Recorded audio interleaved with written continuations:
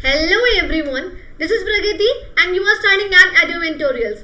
Guys, आज की video में हम लोग पढ़ने वाले हैं आपकी क्लास 9th की ज्योग्राफी का chapter number 1, India, it's size and location.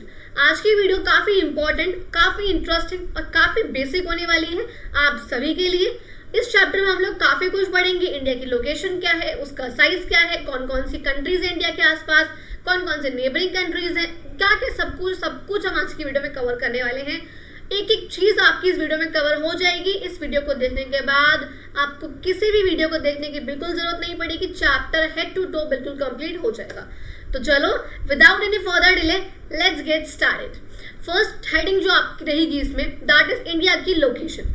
अब इंडिया की लोकेशन क्या है, हमारे इंडिया कहाँ से कहाँ पे लाई करता है। सबसे पहली बात देखो, इंडिया एंटायरली मतलब पूरी तरह से नॉर्दर्न इन ईस्टर्न हेमिस्फीयर में लाई करता है ना। इसका मतलब क्या है, पहली बात तो सब बच्चों को पता है ये हमारी अर्थ है। अर्थ के जो बीच से जो लाइन होता है that is called equator. 0 degree का latitude that is called equator.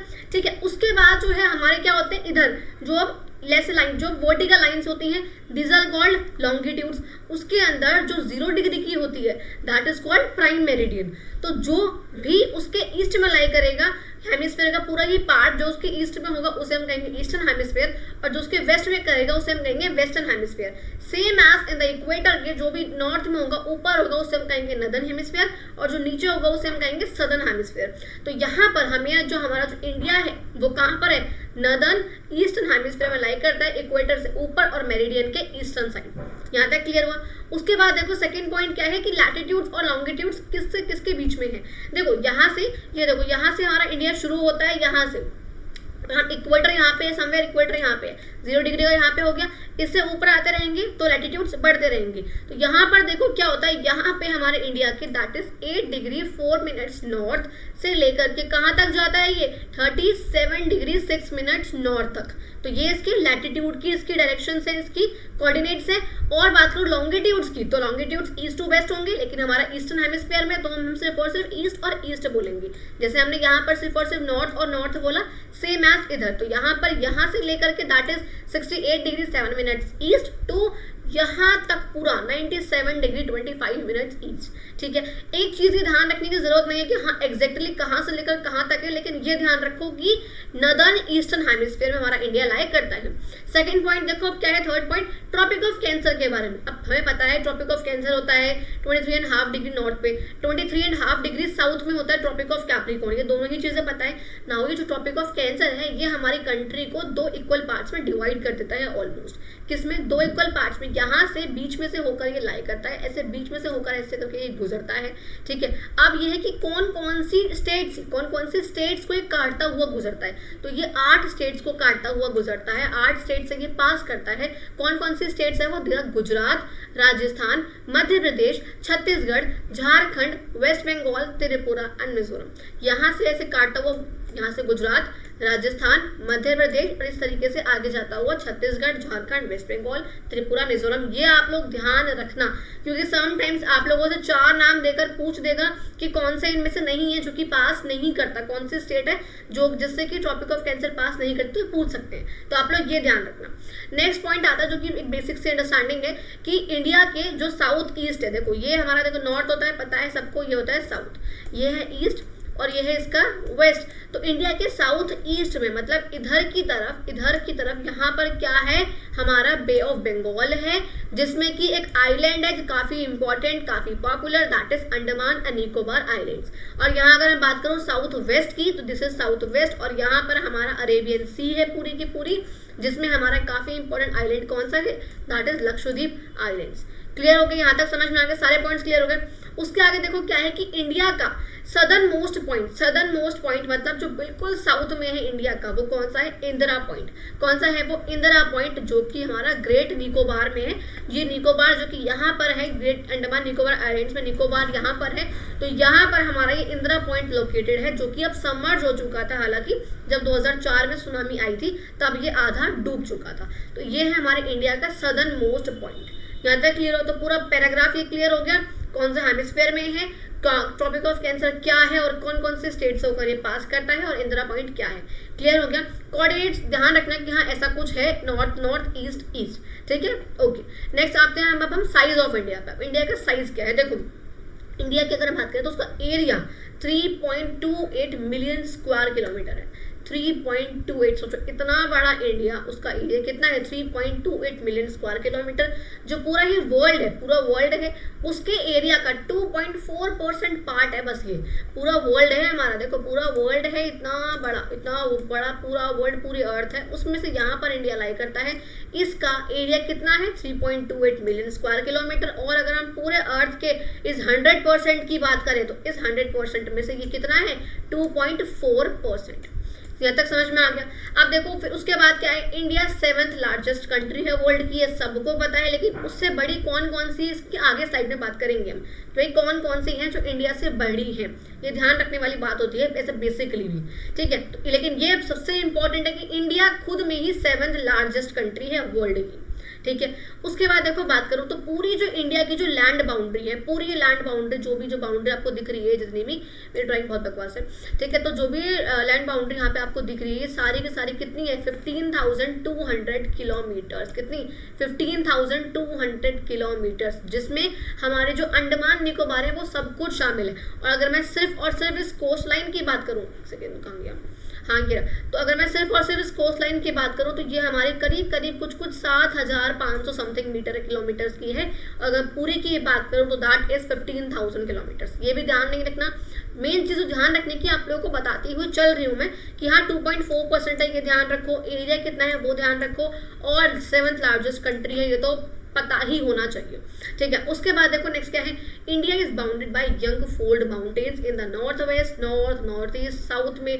अब देखो क्या बोल रहे हैं यहाँ पे आप लोगों को पता है यहाँ से हमारे हिमाचल से ये पूरा जो एरिया है यहाँ मतलब नॉर्थ में क्या है इंडिया के हिमाचल से, हमारे हिमालयाज है, नॉर्थ में माउंटेन्स है, नॉर्थ ईस्ट में भी माउंटेन्स है, ये कार्बी आंगलोंग जो प्लेट्यूज हैं, और उसके ऊपर जो हमारे मेघालय में जो प्लेट्यूज है।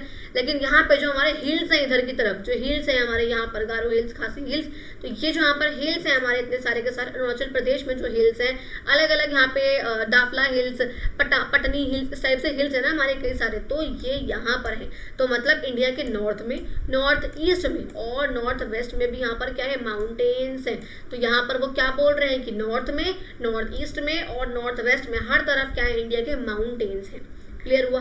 साउथ में अगर हम बात करें तो यहाँ पर देखो टेपर, देखो यहाँ पे क्या है 23.5 डिग्री यहाँ से पास करती है हमारी ट्रॉपिक ऑफ कैंसर। लेकिन उससे अगर मैं थोड़ा सा नीचे आऊँ तो यहाँ पे आएगा 22 डिग्री, इधर आएगा समवेयर। तो यहाँ से 22 डिग्री से यहाँ पे कहने का मतलब क्या है आपका कि 22 डिग्री से जो इंडिया है वो ऐसा टेपर होना शुरू करता है, मतलब उल्टा इन्वर्टेड ट्रायंगल, ऐसा ना, ऐसा टेपर सा होना वो शुरू कर देता है। इस टाइप से वो शेप में आ जाता है, इट बिगिंस टू टेपर, वो पतला सा होने लगता है और वो इंडियन ओशन तक जाता है। और इसको जैसे कि इस तरह से आया ये, पर ऊपर तो इस तरह से है, फिर यहाँ से इस तरीके से आएगा और इस तरीके से दो सीज में इसने बांट दिया।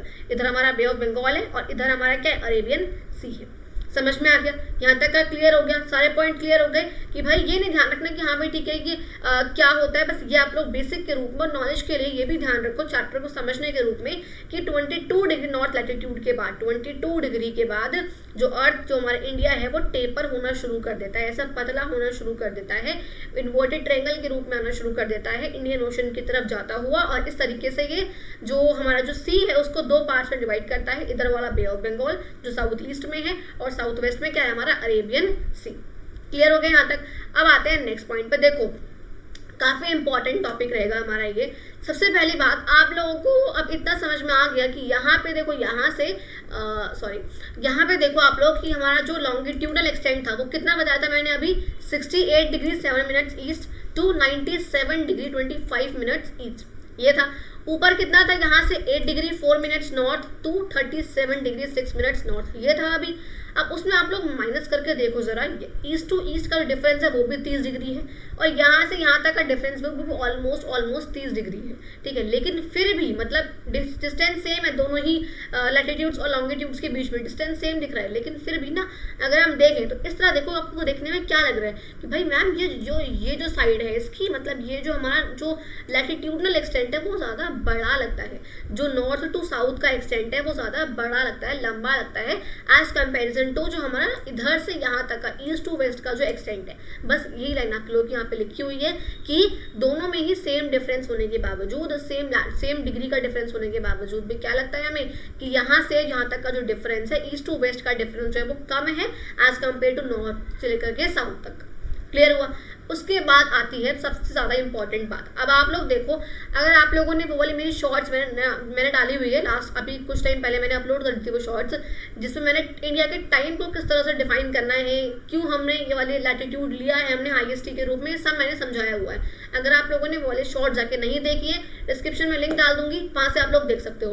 बट अभी अगर आप लोगों को ब्रीफ के रूप में बताऊँ अगर मैं, तो आप लोगों को ये पता है जो हमारा इंडिया है, सॉरी जो हमारा वर्ल्ड है, जो हमारा अर्थ है पूरा, वो 24 घंटे में 360 डिग्री का एंगल पे घूमता है, क्योंकि वो 24 घंटे में अपनी रोटेशन कंप्लीट करता है वो, तो मतलब जो 24 घंटे में वो 360 डिग्री पूरा ही घूम जाएगा। तो 1 घंटे में कितना घूमेगा?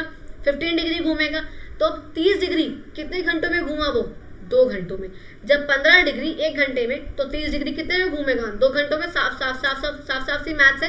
तो उसके अकॉर्डिंग आप लोग देखो 2 घंटे में जब वो घूमा तो 2 घंटे में क्या हुआ? अब यहाँ से लेकर के यहाँ के बीच में डिफरेंस है 2 घंटे का, ठीक है, क्योंकि यहाँ पे डिफरेंस कितना है? 30 डिग्री का डिफरेंस है।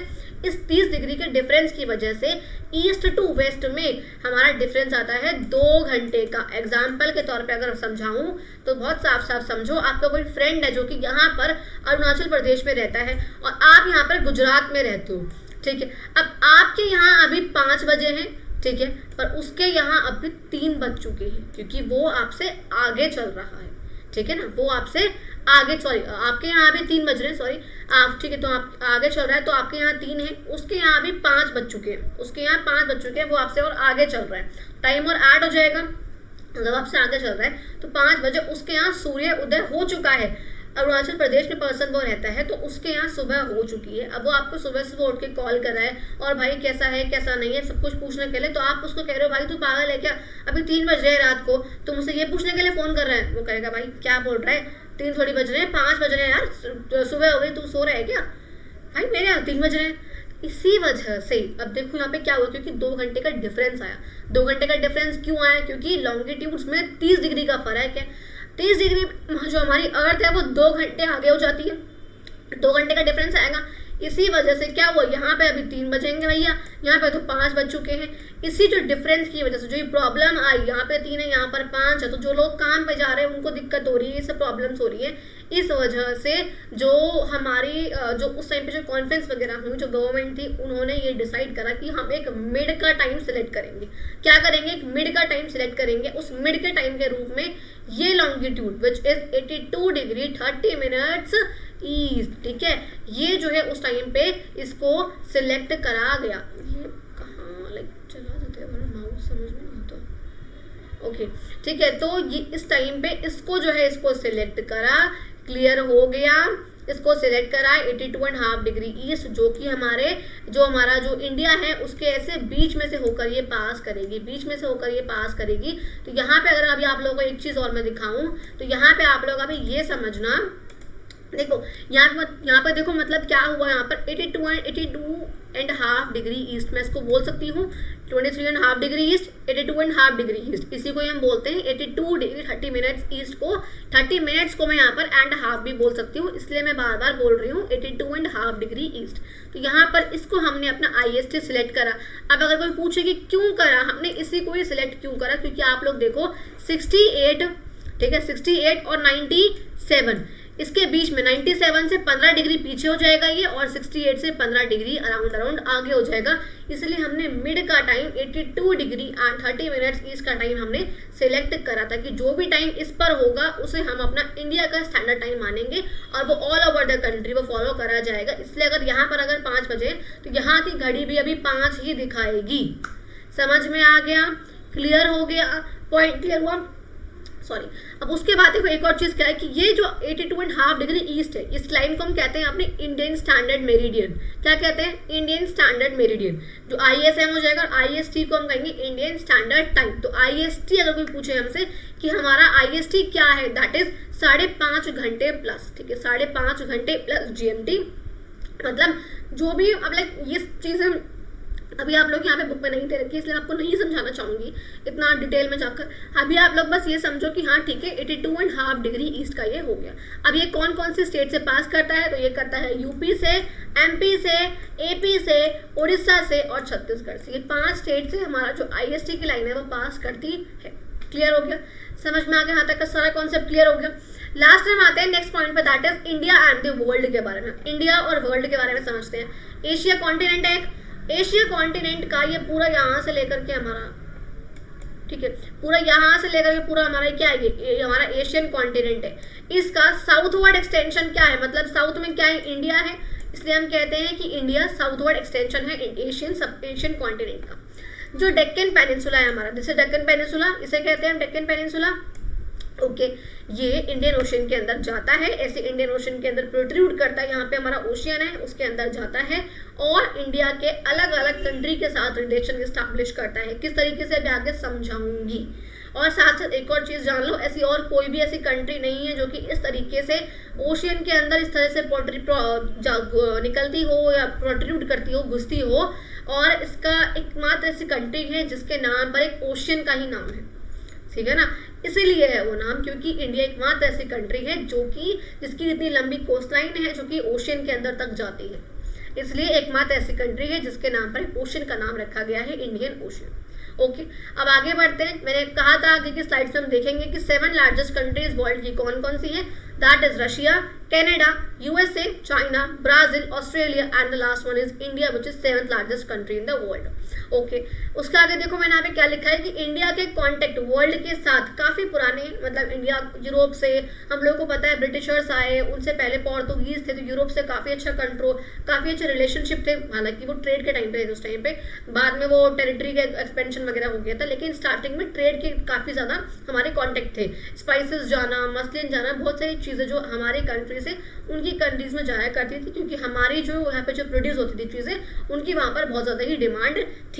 तो इसलिए जो हमारे इंडिया के जो कॉन्टेक्ट रहे हैं वर्ल्ड के साथ वो काफी अच्छे रहे हैं, और उसमें जो लैंड के जो रूट्स रहे हैं वो काफी ज्यादा रहे हैं। सी रूट देखो बाद में डिस्कवर हुआ, लेकिन उससे पहले कितने सारे जो एंशिएंट ट्रैवलर्स थे, ह्यूएन सांग थे, शाहजांग थे, वो सब क्या थे, वो इन्हीं ट्रेड रूट्स के जरिए, इन्हीं लैंड रूट्स के जरिए हमारे इंडिया में एंटर करे थे। जैसे आप लोग यहाँ पे देखो, ये जो पर्सन है ये ह्यूएन सांग, जो कि एंशिएंट टाइम पीरियड पे हमारे इंडिया में आए थे। ये देखो, ये भी लैंड रूट से आए हैं। इस तरीके से ये जो लोग थे ये लैंड रूट से, चाइना से, ये तिब्बत से हमारी कंट्री में आया करते थे, और इन्हीं के आने की वजह से, इन्हीं रूट्स की वजह से, इन्हीं लैंड रूट्स की वजह से आइडियाज का एक्सचेंज हुआ, कमोडिटीज का, स्पाइसेस का, इन सब चीज़ों का एक्सचेंज हुआ। ऑल्सो उपनिषद जैसे आइडिया, जो टीचिंग्स होती हैं, जो रामायण है, उनके आइडियाज इतने फेमस हुए। कुछ न्यूमरल सिस्टम है इंडिया का, डेसिमल सिस्टम है इंडिया की, मैथ्स है, जो वहाँ के जो फिलोसफर्स है उनके आइडियाज यहाँ तक आना, तो ये सब चीज़ें किन की वजह से पॉसिबल हो पाई, इन्हीं लैंड रूट्स की वजह से। क्लियर हुआ।